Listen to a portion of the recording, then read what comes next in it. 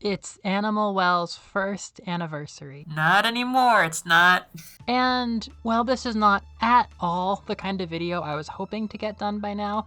I'm handling this big, nebulous Elite Four project. It's this big concept that I've been chewing on for months, maybe close to a year now, about how I see the big four games of Metroidvanias going forward. And at this point, there's just like little shards of video ideas shooting off from the mass and flying across the sky like beautiful comets of Google Doc half-finished video scripts. And I'm just going to let this be the first one in what we're going to call the Elite Four arc. I'll begin it with Hollow Knight and Animal Well. And I will say this. I'm very underwhelmed by the way that people around me talk about Animal Well in these gaming spaces. I can step back. I can admit that maybe it's not this earth-shattering rock star game like I and many other people feel that it is, but no, I mean, aside from these soul-searing testimonials you'll catch on someone's top 10 games of 2024 here and there, where Animal Well soars off the chart as like the best thing they've ever touched in their whole lives, it just feels like the hype isn't really where it could be a year out. It could be really, really high. Just considering other popular Metroidvanias that get hype and why they get hyped, yeah, I'm gonna comfortably say it could be a very high. In my opinion, Animal Well has the quality and depth required to be seen as something of like a mirror twin caliber to Hollow Knight. And I mean that. There are so many feelings and emotions and thoughts I have that I could use from this past year of experience to compare and put at a similar level Animal Well to Hollow Knight, which is this crazy blah blah blah, like the most obvious, like big overblown statement you could make, but I'm gonna take my time. I'm gonna roll them out one by one. And beyond the fact that they're these sensitive, moving, perfectly crafted Metroidvania masterpieces that touched me like literally nothing else, I have a couple more concrete points to bring up. And today's is that they're both good. And they're good for opposite reasons. Specifically, opposite. They're both covering each other's backs. They're both hitting things the other does not hit. And that is where I want to begin my talk on four tenets, as I see them, of Metroidvanias, with the two that these games really take to crazier heights than you could possibly fathom. Puzzles are to Animal Well what action and combat are to Hollow Knight. They're hugely satisfying, they're unbelievably deep, and they're given a huge deal of respect in their games. Curiously, giving them this much depth, letting them just grow and just giving them these gigantic containers to exist in, create oceans of utterly horrifying looking post-game content, which is the framework of today's discussion. Earning glory in Godhelm, or attuning your mind to the most ethereal of creature logics and languages, is a very tall order for the average fan. However, I never see people say, oh, half of the Hollow Knight content is just boss fights, just repeating the same thing over and over again to the end of the world. Well, why would I spend money on that? I'm not even interested in that. It might sound bizarre, but people actually do talk that way about Animal Well. They're like, I'm looking online. Looks like half this content is just weird cryptic puzzles. I don't think this game is for me. There's not that much difference. There's not that much difference. Animal Well is not as strange as hearing about its cryptic post-game and the existence of a couple alternate reality type puzzles would make you think. It's not like Layton. When it comes to being a puzzle game, you're not sitting and thinking in this game. It's more like Metroid. A good Metroidvania puzzle is an active thing. That's something that I want to talk about with Animal Well, but that is kind of its own video. Today, I'm just going to look at the quality, the depth, and just how important these puzzles are to the overall content, and should this be a factor in whether or not you play the game. If the incredibly difficult dream hole bosses of Hollow Knight are generally not considered something to turn somebody off from the game, just because the brunt of the post-game, so to speak, is just, boss fight rushes over and over again. I just want to emphasize how silly it is to avoid Animal for this reason when it's just one thing. It's not that bad. Absurdly fun core gameplay is what it is. You want to get better and better at this, but we as a community should let these late game contents be completely optional. And let's talk about that. As soon as Hollow Knight begins, you are taught how to slash. A wall is in your way, so break it. This is the main exploration puzzle tool you have for finding unseen secrets, but beyond this, I really do just think they want you swinging that satisfying nail as fast as possible, even if it's not for killing things. The nail is completely essential to Hollow Knight. So many major characters like lowkey have their visual designs completed by having a nail in their hands, you know what I mean? Like, you can't really take the nail out of Hollow Knight. It's kind of one of the most like powerful symbols of the game and its whole identity, and that is, on one hand, it is your main exploration tool for finding breakable walls, but it's really all about that combat, isn't it? And I think that is the big point right at the start of the game. You want to carve your will into this world with the nail. Every room in this game could be filled with peril. Every single moment when you're exploring, you might be learning something. You might be learning how to size up a new enemy and space yourself properly. Maybe you're using some of your more advanced techniques, like the nail arts or the spells, and making them a more core part of your kit, If you're gaining experience points in this game, the experience is almost exclusively going into combat. There is platforming, but combat is so major. And, proportionally, you spend so much time replaying boss fights, especially in your first playthrough. Like, the average player is going to spend at least half of their time fighting bosses in this game, is I think just kind of a given, but it's holistic. It's very natural the way that it works into things. You are always being trained from the minute you start playing the game to your little rewalks, going back around places. You have to dodge things, they respawn, you gotta kill them to get around. You're always learning, always practicing, always fusing that nail into your arm, basically. I think one of the major reasons why Hollow Knight is considered one of the greatest and most influential Metroidvanias of all time, besides the obvious subtle things showing Hollow Knight DNA in every indie project, like the benches and the little grubs, there's so many little things that make it obvious when something is influenced by Hollow Knight, but it's not the platforming. Frankly, I don't think it's the exploration. It's the combat. The combat is so big. Like, they brought the Dark Souls influence in, but they really made solid action. They made action that grows out of exploration. They made action that plays into getting around. They made action in combat that is so essential, and almost every single Metroidvania can take notes from that. Ori, I'm gonna knock out some friends right now. Ori is a game people consider to be one of the best Metroidvanias, but what is that game really big with? It's like platforming, beautiful, lush backgrounds, emotive storytelling. Those really aren't that essential in most Metroidvanias. Like, nobody's looking at most games and being like, Super Metroid is kind of lacking from its lack of broad, beautiful cutscenes showing the state of the planet or whatever. Like, there's so many things that Ori does that just aren't really that essential, but Hollow Knight's not that way. Hollow Knight's big upgrades, and I'm hiding one of them for a future video, Hollow Knight's big improvements on the formula are action and one other thing. So that's kind of wonderful. It's keeping that torch burning. Spoiler, I believe that Symphony of the Night is kind of why we consider combat to be a really big Metroidvania thing. Of course, Symphony combat has its problems, and I'll get into that another day, but every system in the game is feeding into making combat better. Of course, the experience system is kind of nerfing bosses, but you're learning so many cool moves as you go around the castle, like your spells, and you're learning how to use sub-weapons, and you're getting so many different items, and so many of the secrets of the game are hidden in the combat, and it's Castlevania, so it always feels good to do fighting.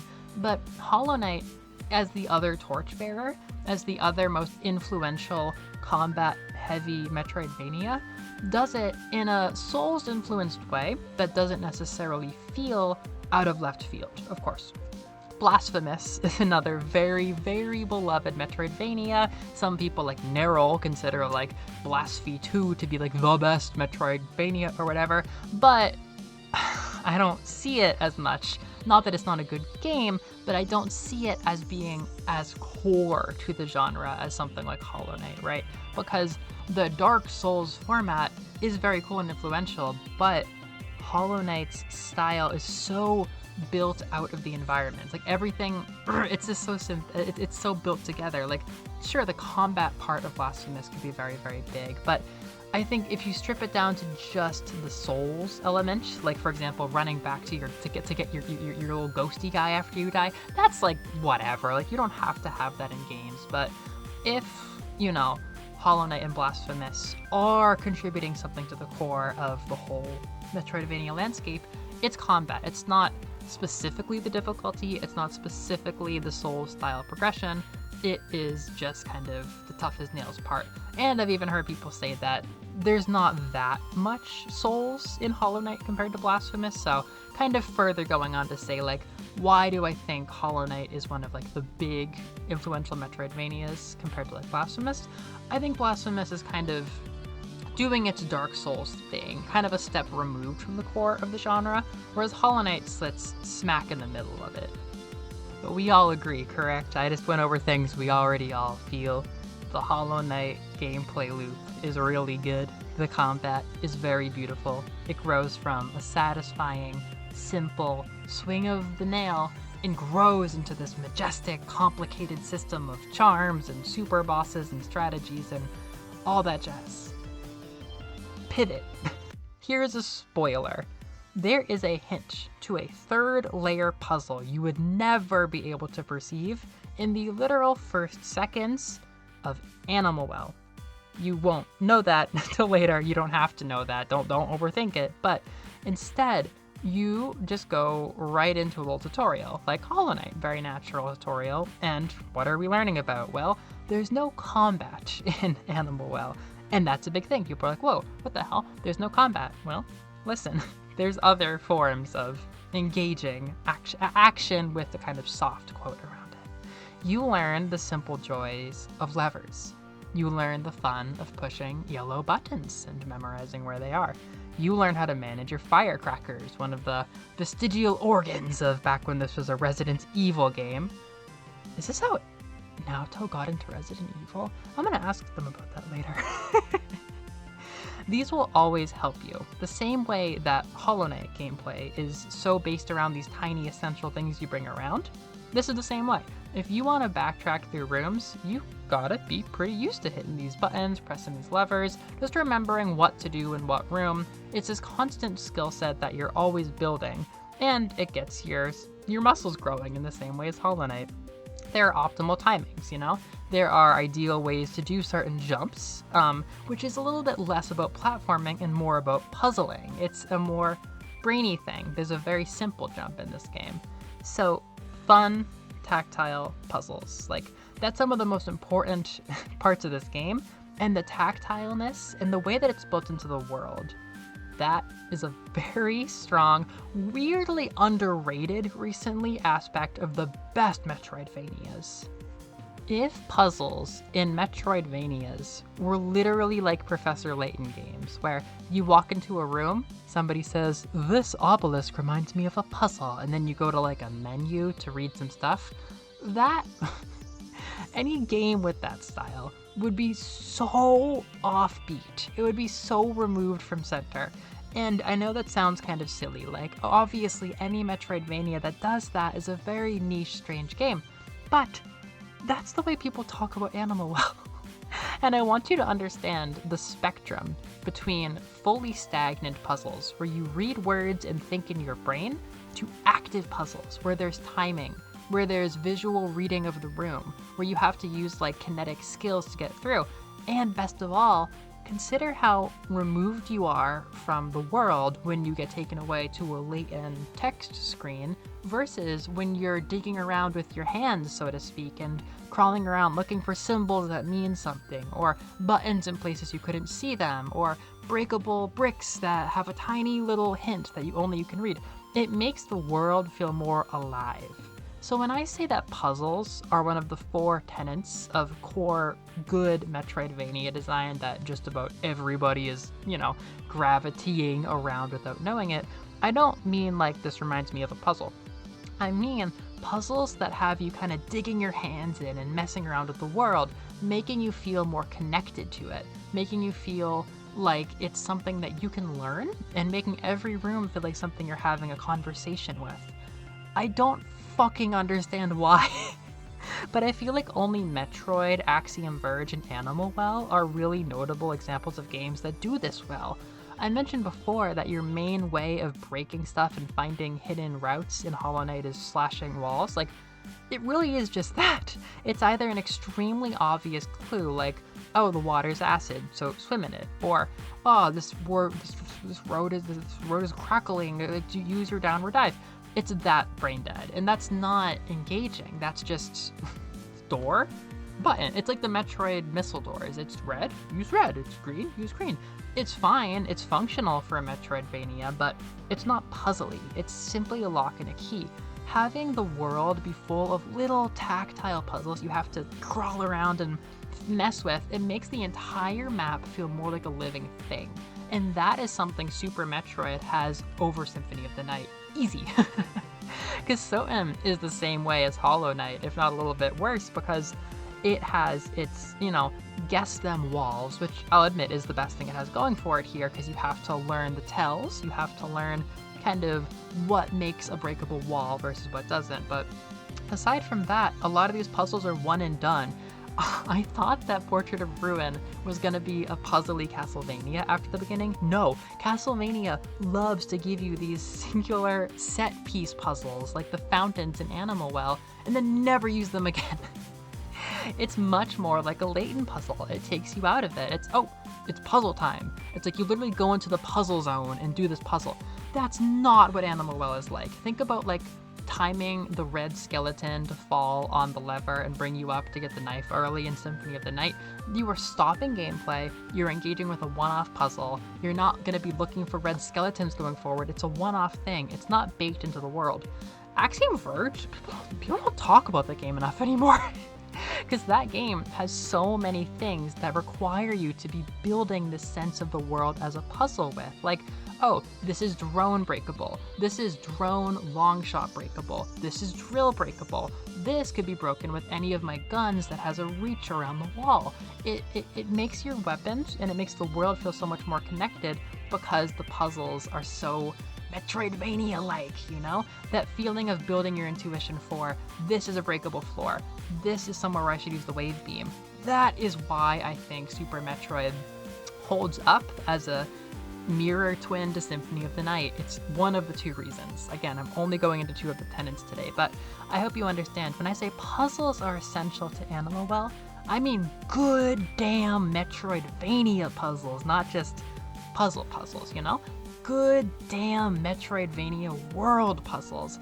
Every room is full of them. They're these wonderful things, and they're even more kinetic and fast-paced than something like Metroid or Axiom Verge, because you're not swapping items between kill the guy and break the thing. There's no guys to kill. It's pure, unfiltered, tapping walls, pushing buttons, switching levers, pure hands-on with the world. And easily, of the 25 Metroidvanias that I have put my heart into so far, easily the best. Easily the best. And these puzzles aren't things that take you out of the gameplay. They're kind of action. Action itself isn't one of these tenets, because platforming's action, touching levers fast is action, combat is action. I think that these 2 kinds of action are what make Hollow Knight and Animal Well great. And if you can't tell so far, they're extremely similar. They're modernizations of something that made the big 2 games back in the day feel so good. They're baked into the core second-to-second gameplay, and they grow to these ridiculous heights as you master them.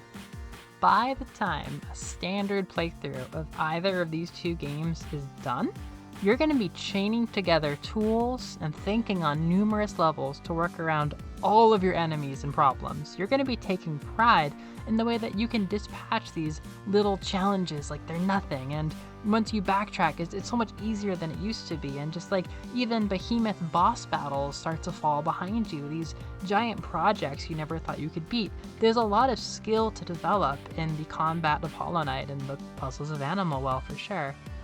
But, you know, it's also so fun to handle these riddles and to squash these bugs. You don't really want to stop most of the time. So, I think each game does a pretty good sense that there's always a reason to keep going and going and going. And that's actually probably one of the most definitive things that defines them. You really ought to replay these games, or at least grind them to high hell.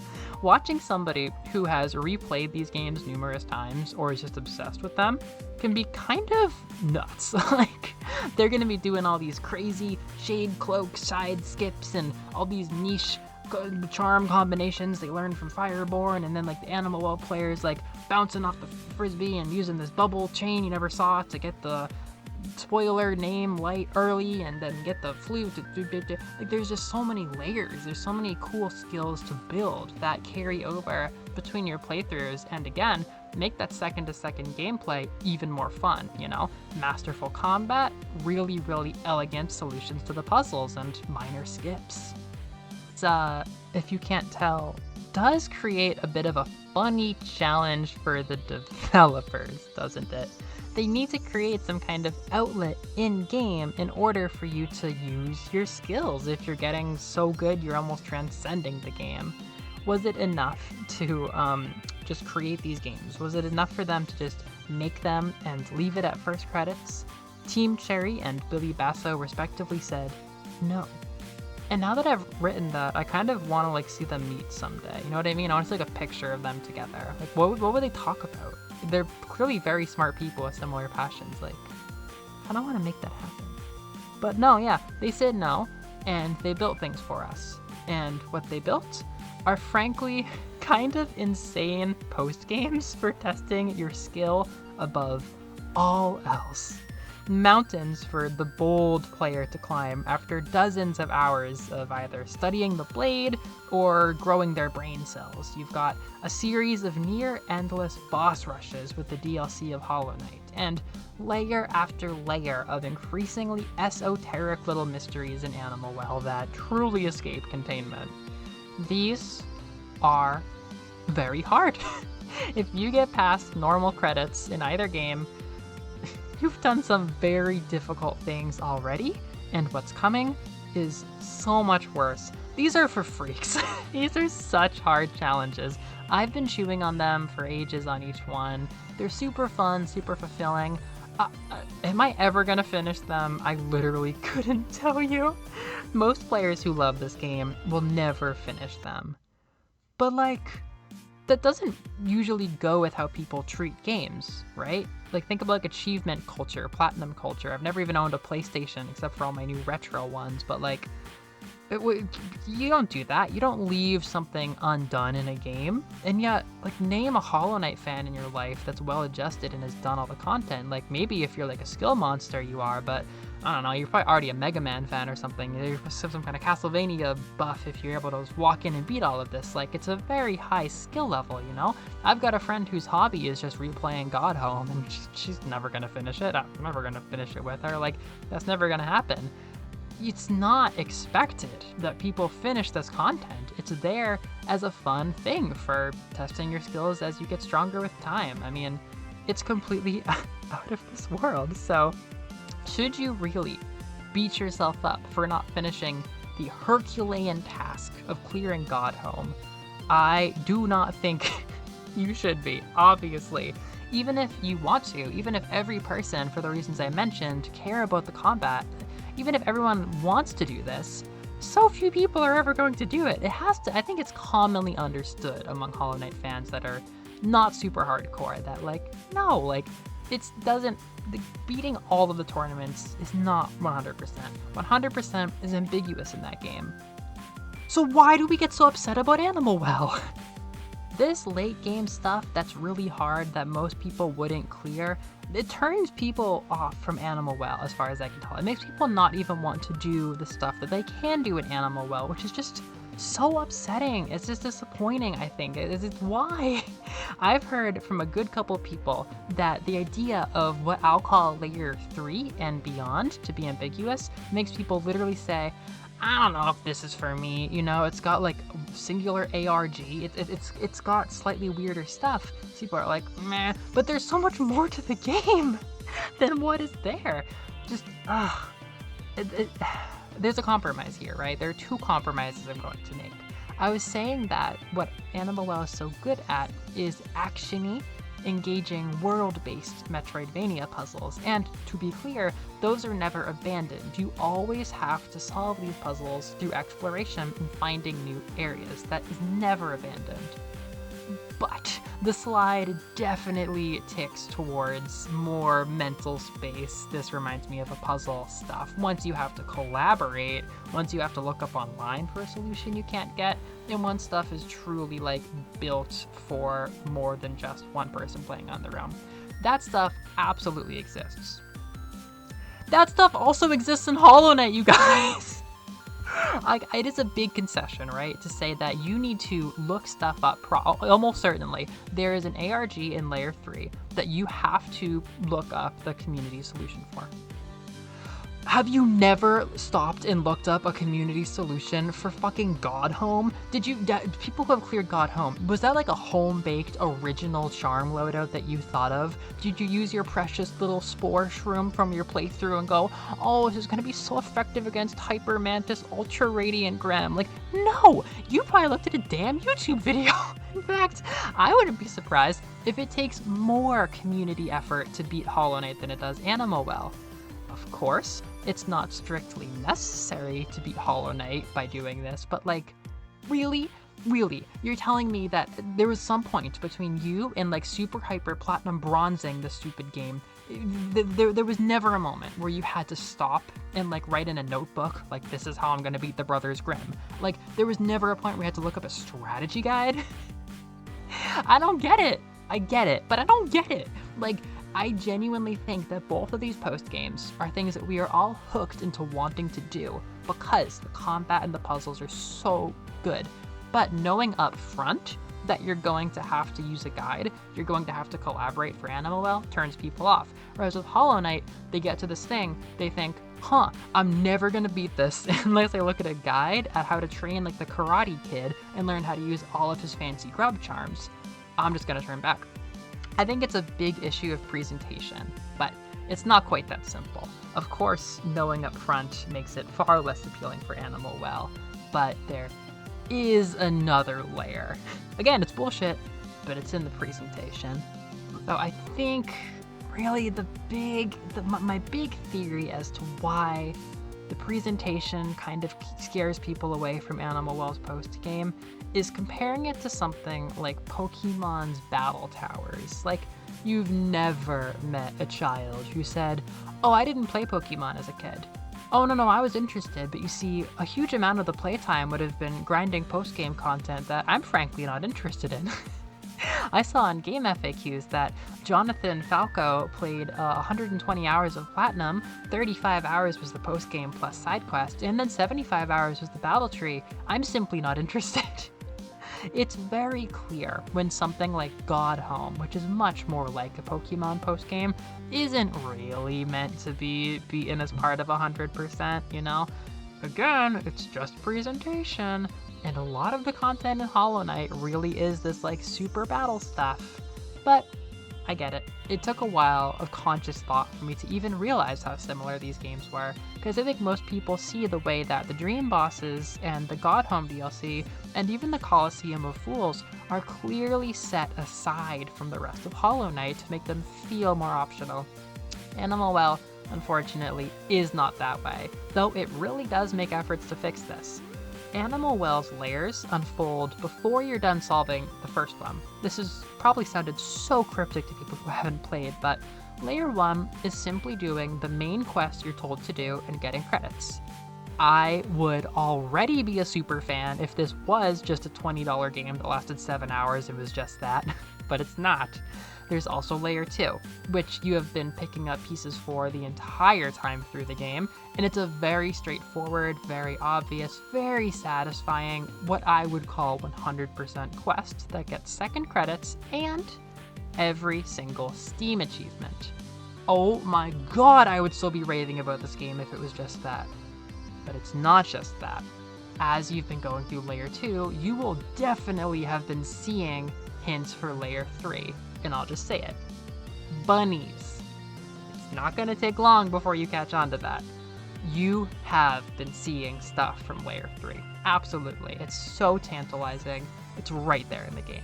And that's how the game's been progressing so far. It's an absurdly seamless move from layer to layer. So you're already hooked into not just the puzzles as this skill tree you develop in the game, but specifically Layer 3. You're going to want to beat Layer 3.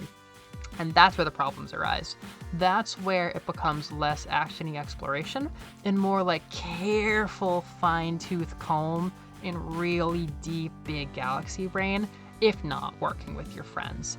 Again, you can drop, what, $20 and get an amazing like 17 or 18 hours of mind-blowing stuff out of layers 1 and 2 and all the Steam achievements and stop right there. In fact, that's a much more clear-cut stopping point than Hollow Knight has, but you're going to be hooked into Layer 3, and heaven forbid you get hooked into Layer 4. It's just not separated. It's not presented as separate content, so I get it. I get why you wouldn't be able to make the mental distinction and just set the bunnies aside. I totally get that.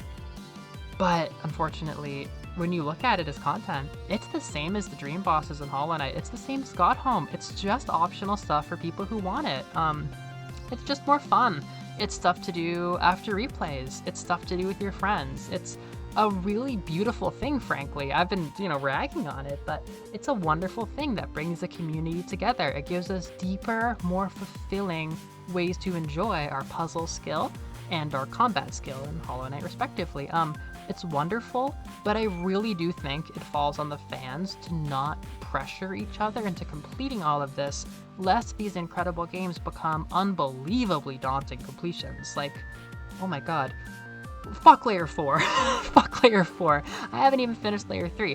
Fuck Layer 4. Like, it's so hard. It really gets less and less Metroidvania-y and more just, like, in your head. But again, if you're grinding Hollow Knight's hardest stuff, you're in your head, you're making plans, you're grinding over and over again. You're not having a normal experience. You have entered the realm of combat or the realm of puzzle, respectively. And that's cool and that's fine. But the way that it's presented in these games can give people some pressure to finish them, and most people will never. Most people will never, or it's going to be a very collaborative thing, which, as I've learned from Animal Well reviews, really scares people away. And if you're one of those people, okay, fine, but I will be talking about those first 2 layers and how magical they were forever from now on. Easy shit, anyone can do it, super basic Metroidvania stuff. That already is such a good game. And I truly think it is the standard that other games should be looking to for designing their puzzles. But there are more layers than just that to these games, aren't there? So that's the beginning of my Elite Four series. This is about the puzzles and the combat of Animal Well and Hollow Knight and how they create unbelievably scary post-games, which I believe you should do as much as you want. Probably view as replay stuff or stuff to do at a sleepover with a very nerdy friend. And just leave be. Don't worry about them. Don't sweat them. They're not for the first playthrough. They should never be a factor in whether or not you buy the game. Good lord. I understand they're a little incompatible with completion culture, but fucking Basso did everything he could to make Layer 2 feel like the end. It won't feel like the end, but it could feel like the end. We just need to be there for each other and say, you know what? I also don't feel like I've beaten Animal Well, even though it's one of my favorite games of all time. I also don't feel like I've beaten Hollow Knight, even though it's one of my favorite games of all time. Let's go get a drink about it together.